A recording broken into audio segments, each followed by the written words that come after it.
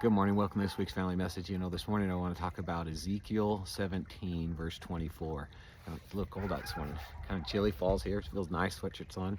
Anyways, verse 24. It says, God will take a high tree and make it low. He'll take a green tree and make it dry. Or he'll take a dry tree and make it green. And he'll take a low tree and make it high. And I reflected on that a lot. And as I was thinking about it, I thought, it's really our attitudes in life, right? As God blesses us, as we are going through life and we're doing the best we can, and He blesses us, and we have things, we have successes, we have worldly materials, we have things, we start to forget God. It's just human nature sometimes. We just start to forget God. You hear the donkey in the background? And as we do that, we start thinking it's all us, it's all on us, and we become this high tree that's full of itself. We become this green tree that thinks it became green on its own, and we forget. We forget what it's like to be a dry tree or a low tree, and we forget God.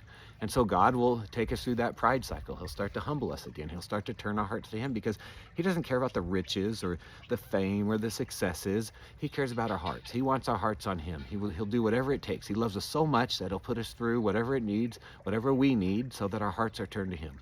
I've had that experience in my life where I've felt like I've just done it all myself, and I put all the credit on me. And at the end of the day, God, He humbled me, and He put me right back in my place, and reminded me of where it all came from. It all comes from Him.